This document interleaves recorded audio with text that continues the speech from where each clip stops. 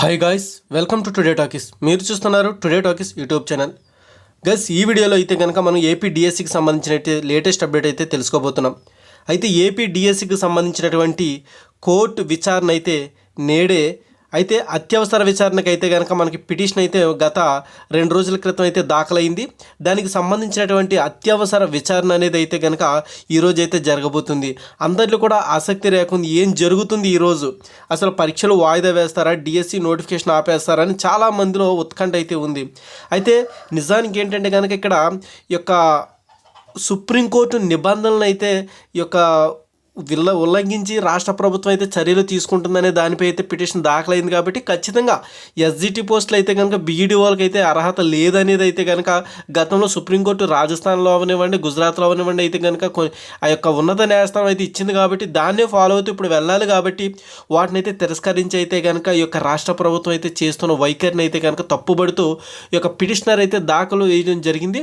ఆ పిటిషనర్ తరపున న్యాయవాది జడ శ్రావణ్ కుమార్ అయితే కనుక ఈ యొక్క గట్టిగా వాదనలు అయితే వినిపించారు. దానికి సంబంధించి అత్యవసర విచారణ అయితే కనుక ఈ రోజుకైతే ఆ తీర్పు ఇవ్వడం ఈ రోజు అయితే కనుక వాయిదా వేయడం జరిగింది. ఈ రోజు అయితే అత్యవసర విచారణ అయితే జరుగుతుంది. మరి చూడాలి ఏం జరుగుతుంది అనేది. ఇక అలాగే మనం చూస్తే న్యూస్కి వస్తే కనుక నిరుద్యోగ వాదార్పు యాత్ర నిర్వహిస్తా, ఎన్నికల ముందు ఏటా జాబ్ క్యాలెండర్ ప్రకటిస్తానని, అనేక ఉద్యోగాలు కల్పిస్తానని సీఎం జగన్ హామీలు ఇచ్చి ఉద్యోగులు యువతను మోసం చేశారని ఏపీ నిరుద్యోగ జేఏసీ రాష్ట్ర అధ్యక్షుడు సమయం హేమంత్ కుమార్ అయితే ఆదివారం ఒక ప్రకటనలో తెలిపారు. అన్ని జిల్లాల్లో నిరుద్యోగ ఓదార్పు యాత్ర నిర్వహించనున్నట్లు తెలియజేశారు. నిరుద్యోగులను కలిసి వారు ఎదుర్కొంటున్న సమస్యలను తెలుసుకుంటారని పేర్కొన్నారు. యాత్ర ముగింపు అనంతరం గర్జన నిర్వహించినట్లు తెలిపారు. దీనిపై కార్యాచరణ రూపొందించినట్లు పేర్కొన్నారు. అయితే నిజంగా ఈ యొక్క జేసీ రాష్ట్ర అధ్యక్షుడు కానివ్వండి, వీళ్ళందరూ కూడా చాలా అలర్ట్గా ఉండాలి. అంటే నిజానికి వీళ్ళు డబ్బులకి అమ్ముడుపోకుండా కూడా ఈ యొక్క నిరుద్యోగులపై అయితే కనుక ఇలాంటి యాత్రలు చేసి నిజంగా వాళ్ళ యొక్క ఉన్నత మనస్తత్వాన్ని అయితే చాటుకోవాలని నేను కోరుకుంటున్నాను. అలాగే ఈ యొక్క డిఎస్సి ర్యాలీలపై కూడా వీళ్ళ సపోర్ట్ ఎక్కువ ఉండాలి. ఇంకా అంటే ఇప్పుడు ఏపీ డిఎస్సి మెగా డిఎస్సి కావాలని ఎవరైతే ర్యాలీ చేస్తున్నారో వాళ్ళకి ఇంకా సపోర్ట్ తక్కువ అవుతుంది. ఇప్పుడు చాలామంది కొంతమంది అభ్యర్థులు ఒకవైపు డిఎస్సి ప్రిపేర్ అవ్వాలని కొంతమంది ఉండిపోతున్నారు, మిగతా వాళ్ళు అయితే కనుక రోడ్లు ఎక్కుతున్నారు. మరి ఈ తరుణంలో కూడా మనం ఒకటి తెగించి ముందుకెళ్ళి పోరాటం పటిష్టంగా ఉండాలంటే కనుక అందరూ కూడా చేతులు కలపాలి. దానిపై అయితే కనుక అప్పుడే ఆ పోరాటం అయితే నిలుస్తుంది అనేది అయితే కనుక మనం గతంలో జరిగిన తెలంగాణ పోరాటాలకి వీళ్ళన్నీ కూడా మనం చూస్తూనే ఉన్నాం. ఓకే, ఇక తర్వాత అలాగే చూసుకుంటే సాక్షి పేపర్లో వచ్చినటువంటి నోటిఫికేషన్కి సంబంధించి టీచర్ కొలువులకు కళ నెరవేరేలా అని ఇచ్చారు. అయితే ఏ విధంగా విజయం సాధించాలంటే ఏం చేయాలని, విద్యాబోధన ఏ విధంగా ఉండాలనేది, అలాగే ఎస్జిటి ఎలా ఉండాలనేది, స్కూల్ అసిస్టెంట్కి ఎలా చేయాలనేది కూడా ఇందులో అయితే చాలా వివరంగా అయితే ఉన్నాయి. అవన్నీ కూడా నేను వేరే వీడియోలో మీకు చాలా వివరంగా అయితే వివరిస్తానమాట. ఇక చూసుకుంటే మంత్రి ఇంటి వైపు వెళ్లకుండా యువజన కాంగ్రెస్ ఎన్ఎస్యుఐ నాయకులు కార్యకర్తలను అడ్డుకుంటున్న పోలీసులు అనమాట. దగా డిఎస్సి వద్దు, మెగా డిఎస్సి ముద్దు, మంత్రి గుడివాడ ఇంటి ముట్టడికి యువజన కాంగ్రెస్ యత్నం. ఫిబ్రవరి 18 చూసుకుంటే కనుక దగా డిఎస్సి వద్దు, మెగా డిఎస్సి ముద్దు అనే నినాదంతో యువజన కాంగ్రెస్ కార్యకర్తలు అలాగే ఎన్ఎస్యుఐ ప్రతినిధులు ఆదివారం విశాఖ నగరం మిందిలోని మంత్రి గుడివాడ అమర్నాథ్ ఇంటిని ముట్టడించేందుకు ప్రయత్నించారు. దీనిపై ముందస్తు సమాచారంతో సౌత్ ఏసీపీ త్రీనాథ్ ఆధ్వర్యంలో ఉదయమే పోలీసులు గట్టి బందోబస్తు చేపట్టారు. యువజన కాంగ్రెస్ రాష్ట్ర అధ్యక్షుడు లక్కరాజు రామారావు ఆధ్వర్యంలో పలువురు నాయకులు రావడంతో వారిని మంత్రి ఇంటి వైపు రాకుండా అడ్డుకున్నారు. పోలీసులు వలయంగా ఏర్పడి అడ్డుకున్నప్పటికీ రామారావు వారిని ఛేదించుకుని మంత్రి ఇంటి వైపు పరుగులు తీశారు. మిగతా నాయకులు కూడా మంత్రి ఇంటి గేటు వద్ద బైఠాయించారు. దగా డిఎస్సి వద్దని నినాదించారు. మెగా డిఎస్సి ఇస్తామని, ఏటా జాబ్ క్యాలెండర్ ప్రకటిస్తామన్న జగన్ అధికారంలోకి వచ్చాక నిరుద్యోగులను మోసగించారని రామారావు మండిపడ్డారు. రానున్న ఎన్నికల్లో ఓటు అనే ఆయుధంతో దగా ప్రభుత్వానికి తగిన బుద్ధి చెప్పాలని నిరుద్యోగ యువతను కోరారు. ఆందోళనకారులను పోలీసులు బలవంతంగా ఈడ్చుకుంటూ వెళ్లి బ్యాన్లో స్టీల్ ప్లాంట్ పోలీస్ స్టేషన్కు తరలించారు. సో ఇది గైస్, అయితే ఇక్కడ దగా డిఎస్సి వద్దు, మెగా డిఎస్సి ముద్దు అనేది ఎప్పటి నుంచో నడుస్తున్న వాదన ఇది. అయితే దీనిపై ప్రభుత్వ వైఖరి అయితే కనుక చాలా మొండిగా ఉందనేది కూడా అర్థమవుతుంది. ఎందుకంటే ఈ 4 సంవత్సరాలు కూడా పక్కకి నిద్రపోయి ఇప్పుడు నోటిఫికేషన్ అంటే కనుక అది చాలా ఆశాస్పదంగా ఉంది. ఎందుకంటే కనుక మెగా డిఎస్సితో 23,000 పోస్టులతో మెగా డిఎస్సి నిర్వహిస్తామని జగన్మోహన్ రెడ్డి గారు ఎన్నికలకు రాకముందు వాగ్దానం చేశారు. నిజంగా ఆ వాగ్దానమే పటిష్టంగా నమ్మి వీళ్ళైతే ఓట్లు వేయడం జరిగింది డిఎస్సి అభ్యర్థులు.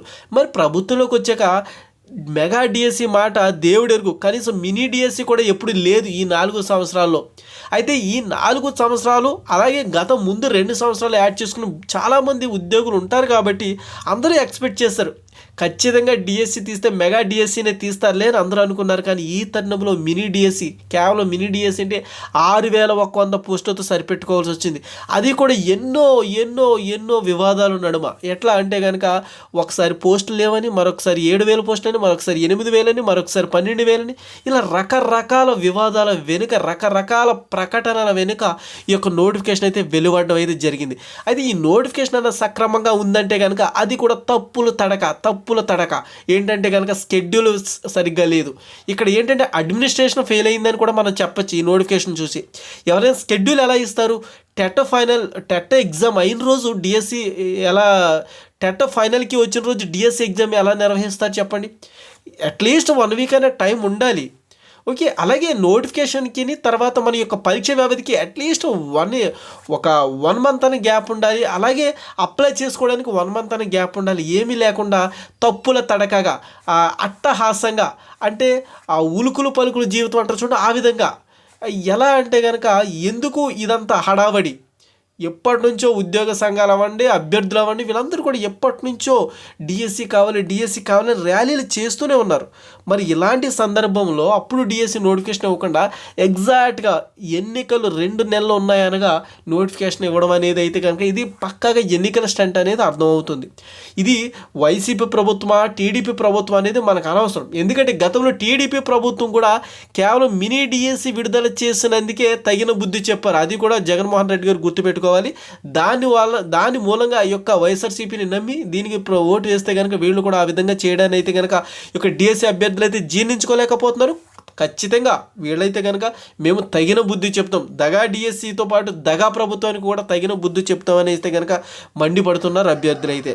ఓకే, సో ఇక్కడ మనం ఎటువంటి రాజకీయ వ్యాఖ్యలు చేయట్లేదు, అందరూ కూడా గుర్తుపెట్టుకోవాలి. నేను కూడా ఎందుకంటే కనుక మనం న్యాయం కోసం పోరాడేటప్పుడు అన్యాయం ఎక్కడ జరిగితే అక్కడ గొంతెత్తుకోవడానికి మన టుడే టాకీ ఛానల్ అయితే ఉంది.